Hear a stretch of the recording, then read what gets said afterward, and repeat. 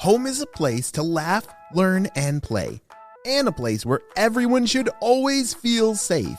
That's why at Kidda we believe that protecting children from house fires is everyone's cause. Join us in our mission to help families everywhere learn about fire safety so we can help keep children safe at home and ensure lots more laughs in the future. Learn about the importance of smoke alarms and creating your own home fire safety plan at cause4alarm.org.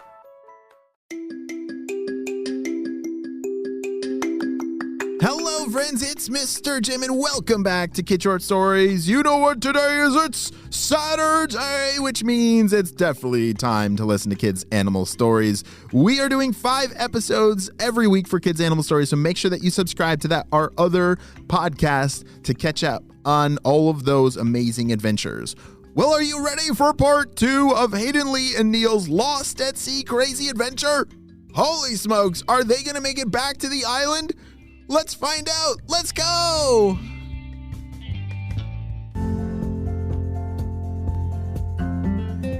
As Hayden, Lee, and Neil all looked at each other, they realized that they were in quite a mess. Their boat had run out of batteries. Remember, it's a solar-powered, battery-charging boat, but the solar panels are back at the beach. They ran out of time because they forgot to turn off the boat while Neil jumped in to rescue the binoculars that had fallen into the water and then the giant sea monster. There's so much going on. Wait a second. What are they going to do? Neil, where did you see it swimming from? Asked Lee. It was, I don't know exactly. It's different, like when you're underwater and kind of turned around. I think it was coming from that way. Neil was pointing towards the back of the boat. All 6 eyeballs were glued to the water, checking to see if that giant creature would resurface. What do you think it was? Did you get a better look at it underwater? Asked Hayden.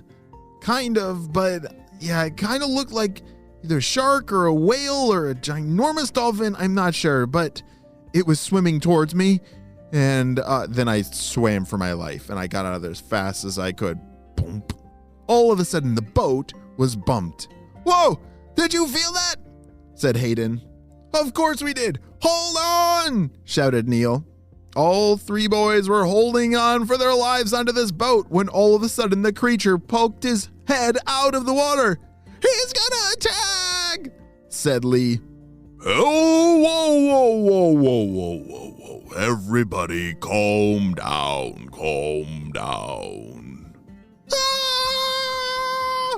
Holy barnacles, can you please stop the screaming? Okay, but please don't eat us. What in the world are you? Shouted Hayden as his hands were covering both of his eyes and he was just peeking through in between the fingers. Do you know how to do that? If you cover up your eyes and you can peek through the fingers, you can see just a little bit. My name's Arnold, and I'm a narwhal on a nice, calm summer vacation, but you 3 are very noisy. Hayden, Lee, and Neil all had very large eyeballs now. They couldn't believe, one, that they were talking to something from the ocean, and a narwhal. They'd never seen one of those before. Do you know what a narwhal looks like? It looks kind of like a big whale, but he has it's kind of like a unicorn horn on his forehead. He's kind of like the unicorn of the sea. Oh, we're so sorry. You see, our family got stuck on that island over there, and we're just trying to find a way to get back, like, where we're from. And our boat won't get us there. But now our boat ran out of power, and we can't get back to the island, and we thought you were trying to eat us, said Lee. Oh, that's funny. No, I don't eat people. But I could give you a ride back to the island if you want. Oh, are you serious? That would be so helpful, said Neil. I could do you better. You see, I do a lot of swimming around here, and I've seen a lot of places with lots of people. I could probably bring your boat there in no time. Holy smokes, are you serious? Shouted Hayden. Our parents are gonna freak. Oh, they're gonna be so excited. Let's go. They tied a rope around Arnold the narwhal's horn, and he started pulling their boat back to shore. Their parents were waiting on the beach and were very shocked to see what was going on. Kids, are you okay? Shouted one of their parents. Oh, we're fine. This is Arnold. You see, we ran out of power out there, but he's kind of like our towboat. Look. Their parents waded out to the water to thank Arnold for pulling the boat back in, and they were amazed when they heard the new plan. Yeah, he said that he's seen all kinds of other places nearby where he could pull us to, and there's lots of people. That means we're saved, shouted Neil. All right, kids, pack your bags. Looks like we're going home today, shouted their parents. As they ran up to their treehouse to pack all of their most important things, they started to get a little sad. Wait a second, but I kind of like living in this treehouse. This has been so cool. Do you think we could come back here? Asked Lee. I thought the same thing, said their mom. I bet we could come back here whenever we want, because obviously nobody knows about this island because we have yet to see anyone come here. So I bet we could leave our treehouse and no one will even know it exists, and then we can come back whenever we want for a vacation. But we just have to make sure that we bring enough batteries for our boat. Or we could have Arnold bring us, said Hayden. They all laughed. As the family grabbed all their things and piled them onto the boat, there was not much room. They had to almost sit on top of each other. Arnold grabbed onto the rope with his horn. All right, everybody. Everybody buckled up?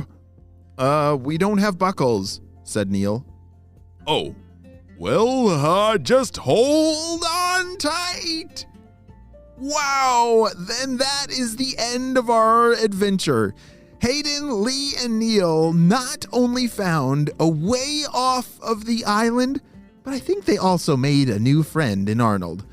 Even though this is the end of the island story, I think this is just the beginning of this family's great adventure. The end.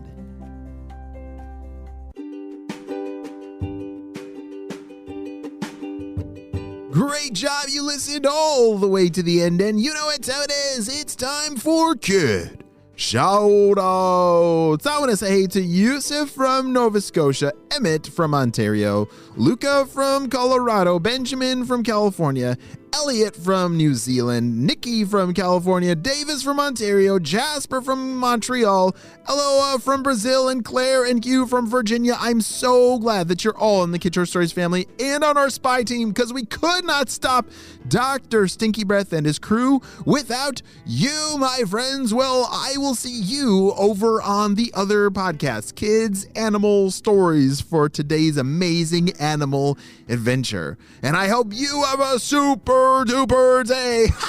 I'll see you next time. Bye.